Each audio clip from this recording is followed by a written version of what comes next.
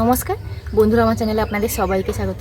আজকে শিবরাত্রি, তো শিবরাত্রিতে আমরা কিন্তু উপোস করে থাকি। সাধারণত তেমন কিছু খেতেই পারি না। তো আজকে এমন একটা রেসিপি আপনাদের সঙ্গে শেয়ার করব, একটা খেলে মানে পেটও ভর্তি থাকবে এবং শরীরটাও একদম মানে চনমনে হয়ে যাবে। তো সাবু কিন্তু আমরা বিভিন্ন রকমভাবে খেয়ে থাকি, আজকে সাবুর পকোড়াটি একদমই ভিন্ন রকম। তো চলুন দেখে নেওয়া যাক কীভাবে আমি এই সাবুর পকোড়াটি বানাচ্ছি। অসম্ভব খেতে সুন্দর, বারব্রতর দিনে কিন্তু এইভাবে অবশ্যই ট্রাই করে দেখবেন। এখানে আমি প্রথমে এই কাজু বাদামটা একটু আধা ভাঙা করে এনেছি শিলপাটাতে, একটু গোটা গোটা থাকবে, আধা ভাঙা করে নিয়েছি। এটা একটু শুকনো খোলায় নেড়ে নেব।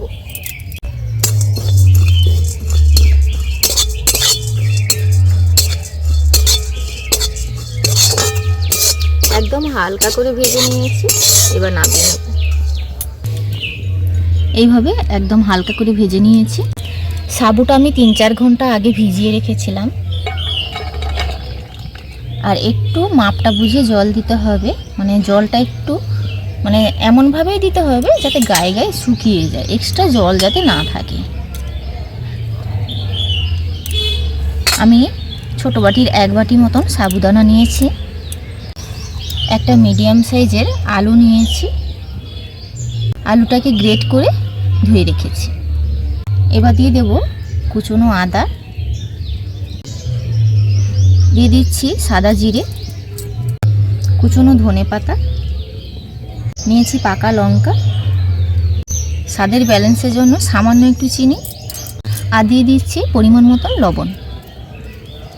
সবার শেষে দিয়ে দেব এই আধা গুঁড়ো করে রাখা কাজু বাদাম, এর পরিবর্তে চিনে বাদামটাও দিতে পারেন। এবার হাতের সাহায্যে খুব ভালোভাবে কিন্তু মাখিয়ে নেব।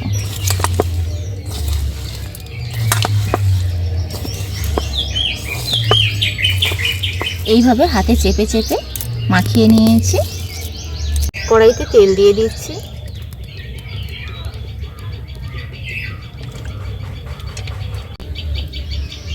এইভাবে ছোট ছোট বলের আকারে তৈরি করে নিচ্ছি। এটা আপনারা কিন্তু একটু বড় বড় চাইলেও বানাতে পারেন বা বড়ার শেপেও বানাতে পারেন।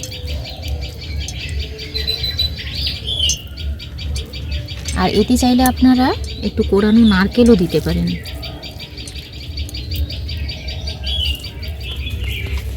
যে কয়েকটা বল বানিয়েছি সেগুলো আমি ভেজে নেব।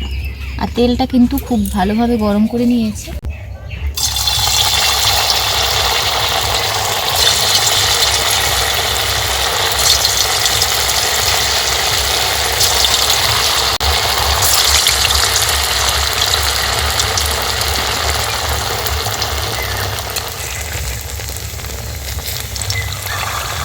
এইভাবে উল্টে দেব।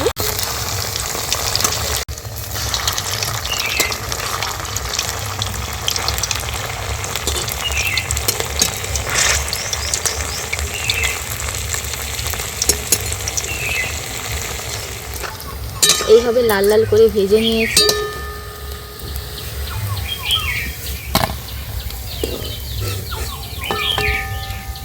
একটু খেয়াল রাখতে হবে যাতে একটার সঙ্গে একটা না লাগে।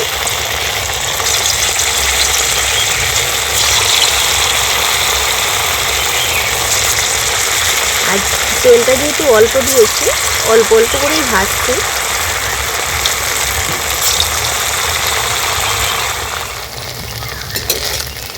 উল্টে দেবো এগুলো।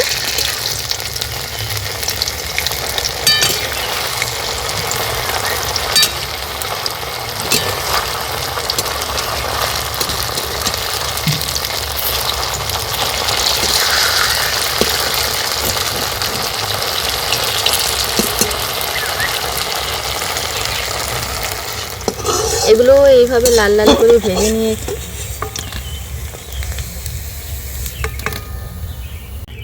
সবগুলো এইভাবে ভেজে নেব।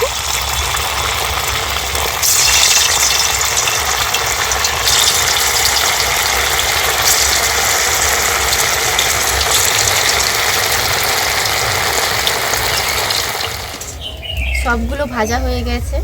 তো আজকে বারের দিনে এরকম একটা রেসিপি থাকলে মানে কি বলবো, অনেকটাই তৃপ্তিদায়ক একটা রেসিপি।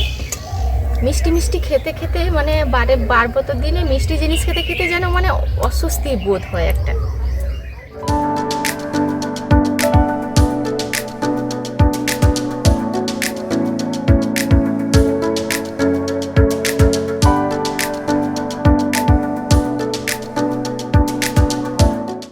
আলু দেওয়ার কারণে কিন্তু ওপরটা ক্রিস্পি, কিন্তু ভেতরে কিন্তু নরম। আর অসম্ভব সুন্দর খেতে লাগে। শুধু আলু আর সাবুদানার পরিমাণটা সমান সমান রাখতে হবে।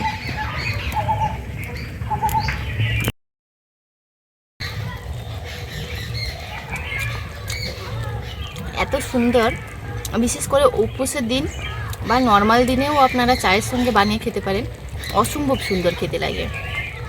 এতে আমি যেসব জিনিস দিয়েছি মানে কি বলবো, এর স্বাদটাই যেন দ্বিগুণ বেড়ে গেছে। কাজু বাদাম পড়েছে আর একটু ঝালঝাল করে বানিয়েছি। একটা অল্প একটু চিনি দেওয়ার কারণে মিষ্টির ব্যালেন্সটাও খুব সুন্দর হয়েছে। এইভাবে অবশ্যই বানিয়ে দেখবেন, উপোসের দিনে বলুন বা এমনি দিনে।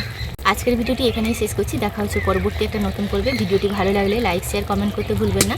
চ্যানেলে যারা নতুন, চ্যানেলটিকে সাবস্ক্রাইব করে পাশে থাকবেন। আপনারা সবাই ভালো থাকবেন, সুস্থ থাকবেন, সাবধানে থাকবেন। দেখা হচ্ছে পরবর্তী একটা নতুন পর্বে।